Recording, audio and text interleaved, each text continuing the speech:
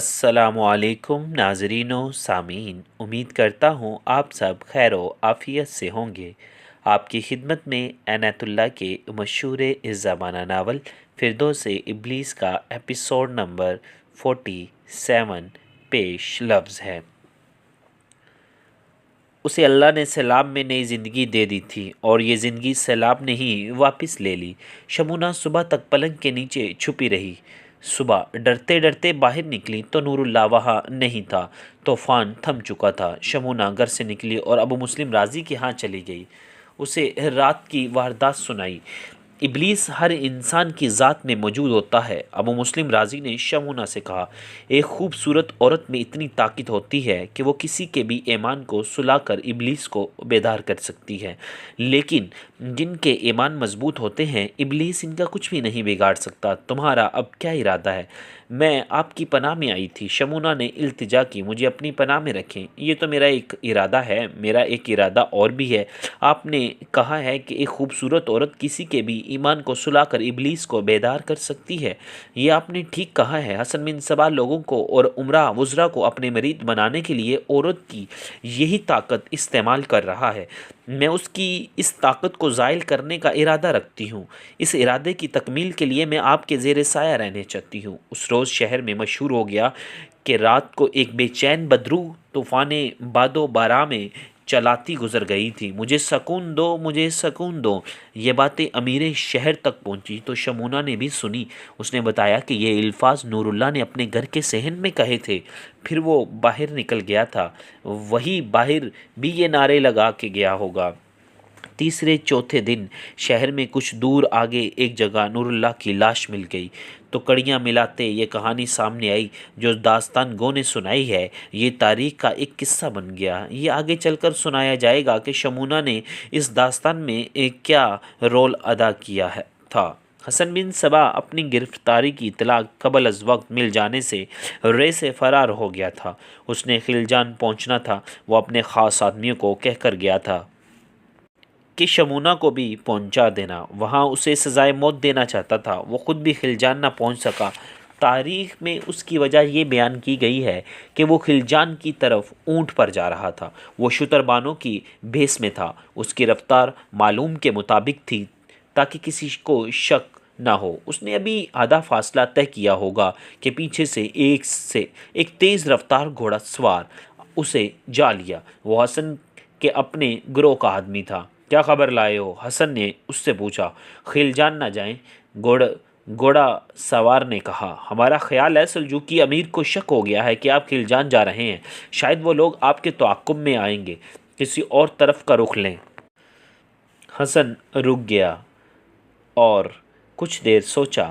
میں اصفہان چلا جاتا ہوں، اس نے کہا۔ تم خلجان چلے جاؤ، وہاں کے امیر احمد بن غطاش کو ساری بات سنا کر بتانا کہ میں اصفہان جا رہا ہوں۔ وہاں میرا ایک پرانا دوست رہتا ہے، نام ابو الفضل ہے۔ ہم امام موافق کے مدرسے میں اکٹھے پڑھتے رہے تھے۔ اب اس کا شمار شہر کے رئیسوں میں ہوتا ہے۔ وہ مجھے اپنا پناہ دے گا اور مدد بھی کرے گا۔ احمد بن غطاش سے کہنا کہ میں کچھ دنوں بعد خلجان پہنچ جاؤں گا، اور یہ بھی کہنا کہ شہر میں کوئی مشکوک آدمی نظر آئے تو اس کے پیچھے اپنے جاسوس ڈال دو۔ وہ سلجوکیوں کے جاسوس ہو سکتا ہے، اسے زندہ نہیں چھوڑنا۔ میں آپ کی بات سمجھ گیا ہوں، گھڑ سوار نے کہا۔ ہمیں یہاں زیادہ دیر رکنا نہیں چاہیے۔ گھڑ سوار خلجان کی طرف اور حسن بن صبا اصفہان کی طرف چلا گیا۔ تاریخ سے پتہ نہیں چلتا وہ کتنے دنوں بعد اصفہان پہنچا۔ ابو الفضل اصفہانی کے گھر کا راستہ پوچھا اور اس کے گھر جا پہنچا۔ ابو الفضل کو ملازم نے اندر جا کر اس سے بتایا کہ ایک شتربان۔ ابو الفضل نے کہا کہ اس نے کسی شتربان کو نہیں بلایا۔ کسی شتربان کی اجرت اس کے ذمہ ہے، اس سے پوچھو کیوں آیا ہے۔ ابو الفضل نے ملازم سے کہا۔ آقا پوچھتے ہیں کیوں آئے ہو؟ ملازم نے باہر جا کر حسن سے کہا۔ ان کا کسی شتربان سے کوئی کام نہیں ہو سکتا۔ آقا سے کہو کہ یہ شتربان آپ سے ملے بغیر نہیں جائے گا، حسن بن صبا نے کہا۔ ملازم اندر گیا اور واپس آ کر حسن کو اندر لے گیا۔ معمولی سے ایک کمرے میں بیٹھایا۔ ایک تو وہ شتربانوں کے لباس میں تھا، دوسرے وہ بڑی مسافت طے کر کے آیا تھا۔ چہرے پر تھکن کے آثار بھی تھے۔ ابو الفضل اصفہانی اس کمرے میں گیا۔ وہ حسن کو پہچان نہ سکا۔ حسن نے کہکا لگایا تو ابو الفضل نے اسے پہچانا اسے اس کمرے میں لے گیا جس میں اعلیٰ رتبے کے مہمانوں کو بٹھایا جاتا تھا۔ وہ کچھ دیر مدرسے کے زمانے کی باتیں کرتے رہے، پھر ابو الفضل نے اس سے پوچھا کہ وہ کہاں سے آیا اور کہاں جا رہا ہے۔ یوں سمجھو آسمان سے گرا ہوں، حسن بن صبا نے کہا۔ میں مرو سے آیا ہوں، سلطان ملک شاہ نے مجھے اپنا معتمد خاص بنا لیا تھا۔ یہ تو تم جانتے ہو کہ ہمارا پرانا دوست نظام الملک سلطان ملک شاہ کا وزیر اعظم ہے۔ حسن بن صبا نے جھوٹ بولا، سلطان مجھے اپنے وزیر اعظم بنا رہا تھا، لیکن نظام الملک نے خفیہ طریقے سے سلطان کو میرا دشمن بنا دیا اور پھر مجھے عہدے سے معزول کرا کے شہر بدر کروا دیا۔ دبستان مذاہب کے حوالے سے آئمہ تلبیس میں لکھا ہے کہ ابو الفضل نے حسن سے پوچھا کہ وہ کیا کرنا چاہتا ہے۔ میں سلجوقی سلطنت کا خاتمہ کرنا چاہتا ہوں، حسن بن صبا نے کہا۔ مجھے تم جیسے دو دوست مل جائیں تو میں اس ترک ملک شاہ اور خواجہ حسن طوسی کا جو نظام الملک بنا پھرتا ہے پہلے خاتمہ کر دوں گا۔ ابو الفضل چھپ رہا۔ اتنے میں ملازموں نے دسترخوان چن دیا۔ ابو الفضل نے ایک الماری سے ایک شیشی نکالی اور اس میں جو سفوف پڑا ہوا تھا، اس میں ذرا سا سفوف ایک پیالے میں پانی ڈال کر گولا۔ لو حسن، اس نے پیالہ حسن کو دیتے ہوئے کہا، یہ پی لو۔ یہ کیا ہے؟ حسن نے پوچھا۔ یہ دماغی تقویت کے لیے ایک دوائی ہے۔ ابو الفضل نے کہا، تم نے اتنا لمبا سفر کیا ہے کہ تکان نے تمہارا دماغ شل کر دیا ہے، ورنہ تم ایسی بہکی بہکی باتیں نہ کرتے۔ تم سلطان ملک شاہ اور اس کے وزیر اعظم نظام الملک کا خاتمہ کر دو گے، حالانکہ تمہیں پوری طرح احساس ہے کہ سلجوقی نہ آتے تو اسلام کی بنیادیں جو کھوکھلی ہوتی چلی جا رہی تھیں پوری عمارت کو لے بیٹھتی۔ مسلمان 72 فرقوں میں بٹ چکے ہیں اور ان فرقوں کے اندر فرقے بن رہے ہیں۔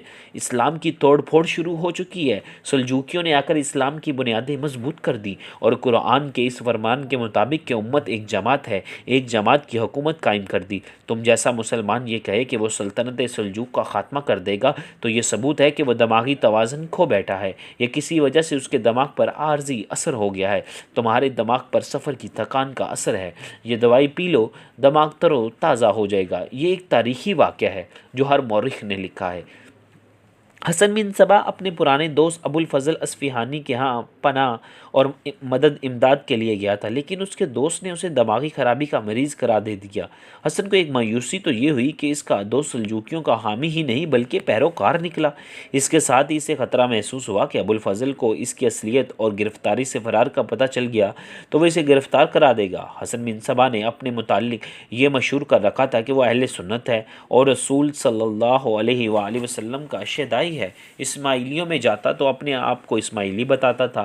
حقیقت یہ تھی کہ وہ اپنے ہی ایک فرقہ بنا رہا تھا۔ اس نے نبوت کا دعویٰ کرنا تھا۔ اس نے ابو الفضل کے ہاتھ سے پیالے لے کر دوائی پی لی، کھانا کھایا اور باتوں میں محتاط ہو گیا۔ ابو الفضل نے اسے جلدی سلا دیا۔ وہ صبح بہت جلدی جاگ اٹھا، اپنے میزبان سے کہا کہ وہ اس سے رخصت چاہتا ہے، وہاں سے بھاگنے کی فکر میں تھا۔ ابو الفضل کے گھر سے نکل کر وہ خلجان کی طرف روانہ ہو گیا۔ وہاں گرفتاری کا خطرہ تو تھا، لیکن وہ احمد بن غطاش سے مل کر آئندہ کا پروگرام بنانا چاہتا تھا۔ 2-3 دنوں کی مسافت طے کر کے وہ خلجان پہنچ گیا۔ اس کا بہروب اتنا کامیاب تھا کہ احمد بن غطاش بھی اس سے نہ پہچان سکا۔ اس نے پہلی بات یہ پوچھی کہ گرفتاری کا خطرہ ابھی ہے یا ٹل گیا ہے۔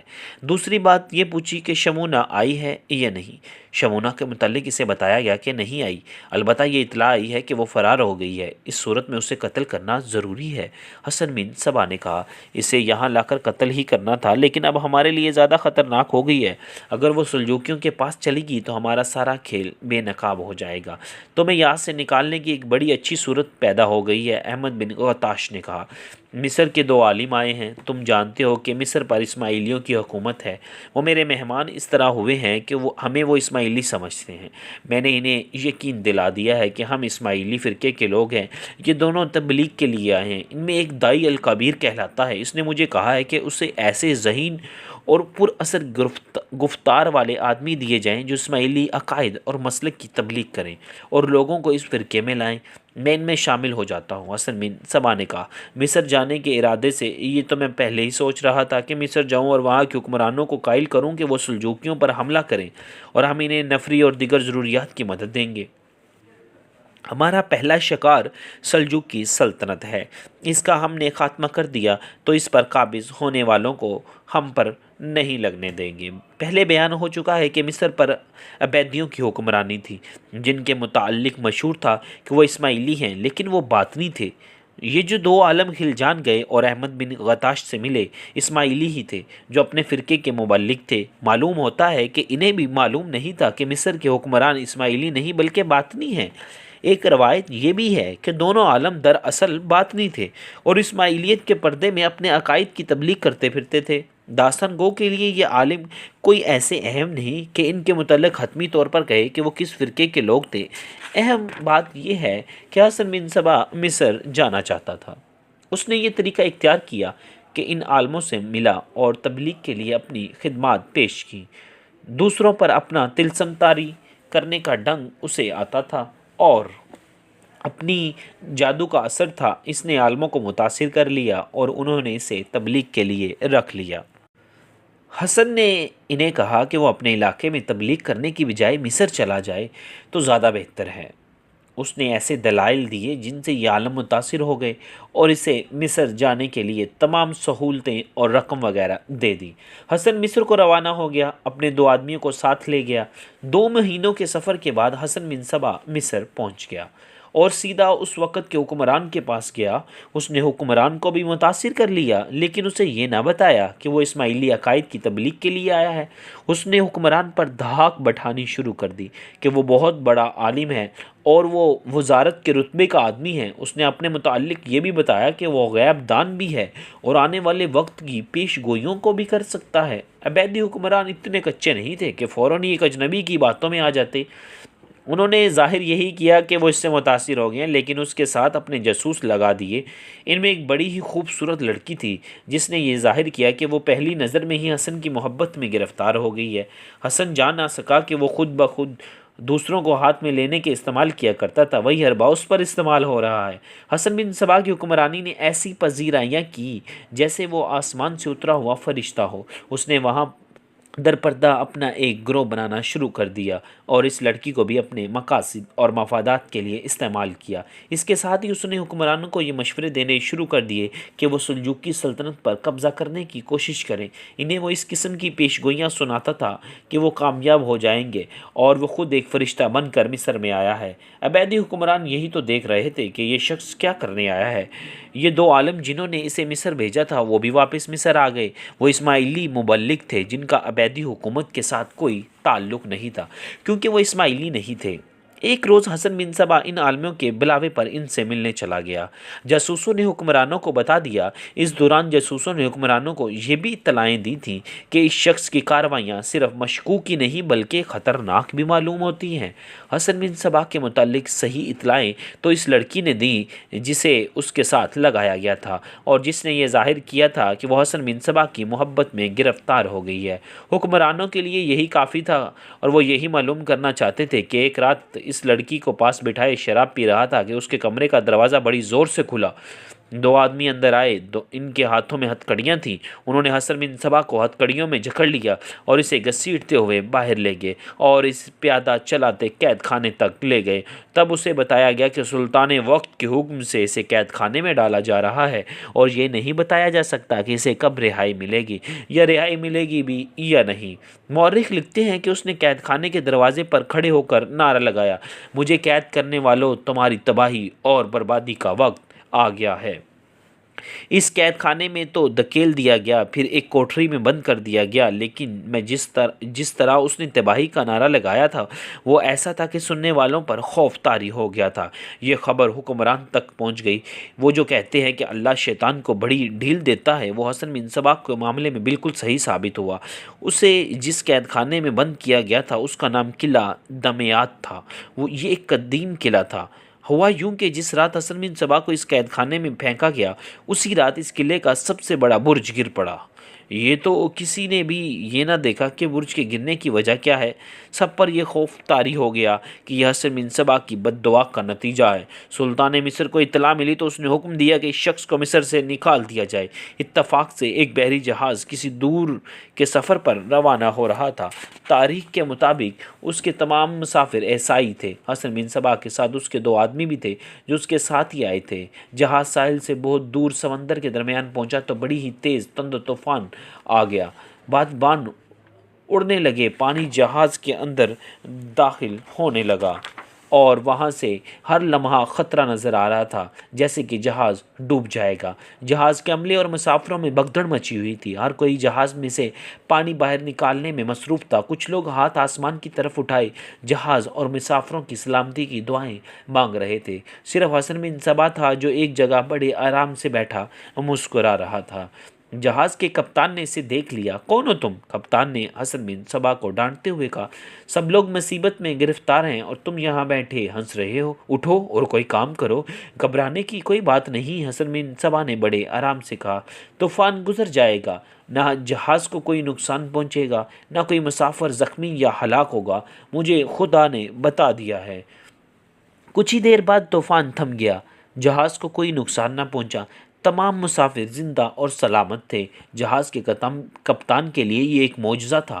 تم کون ہو؟ کپتان نے حسن بن صبا سے پوچھا۔ میں طوفان لا بھی سکتا ہوں، روک بھی سکتا ہوں، حسن بن صبا نے جواب دیا۔ میں جہاز رانی میں بوڑھا ہو گیا ہوں، کپتان نے کہا۔ میں نے ایسے شدید طوفان میں سے کبھی کوئی جہاز ٹھیک ٹھاک نکلتے نہیں دیکھا۔ یہ ایک معجزہ ہے کہ میرا جہاز اس طوفان سے نکل آیا ہے، یہ معجزہ میرا ہے، حسن بن صبا نے کہا۔ میں تمہیں کچھ انعام دینا چاہتا ہوں، کپتان نے کہا۔ کہو کیا انعام دوں؟ اگر انعام دینا ہے تو ایک کام کرو، حسن بن صبا نے کہا، جہاز کا رخ موڑو اور مجھے حلب پہنچا دو۔ ایسا ہو سکتا ہے کہ میں جہاز میں موجود رہا تو ایک بار پھر طوفان آ جائے۔ کپتان بہت ہی خوف زدہ تھا، اس نے جہاز کا رخ موڑا اور حلب کا رخ کر لیا۔ حلب پہنچ کر حسن بن صبا اس کے 2 ساتھیوں کو اتار دیا۔ یہ بتاؤ حسن، اس کے ساتھی نے پوچھا، تمہیں کس طرح پتہ چل گیا تھا کہ جہاز طوفان سے خیریت سے نکل آئے گا؟ بے وقوفو، عقل سے کام لو، حسن بن صبا نے کہا۔ اگر جہاز ڈوب جاتا تو مجھے یہ کہنے کے لیے کوئی بھی زندہ نہ رہتا کہ میری پیش گوئی غلط نکلی ہے۔ میں نے سوچ لیا تھا کہ طوفان گزر گیا تو سب پر میری دھاک بیٹھ جائے گی اور پھر میں کپتان سے اپنی یہ بات منوا لوں گا کہ مجھے ملک شام کے بندرگاہ پر حلب پہنچا دے۔ یہ ایسا ہی ہوا، ہمارا کام ہو گیا۔ حسن بن صبا حلب سے بغداد گیا، ایک پھر صفان جا پہنچا۔ ہاں، وہاں سے اس کا جو سفر شروع ہوا اور ایسے پر اسرار واقعات کا تسلسل ہے جس پر تاریخ آج تک محو حیرت ہے۔ انشاءاللہ ناظرین، اگلے ایپیسوڈ میں آپ کو ڈیٹیل کے ساتھ حسن بن صبا کی داستان سنائی جائے گی۔ خدا حافظ، اپنا خیال رکھیے گا۔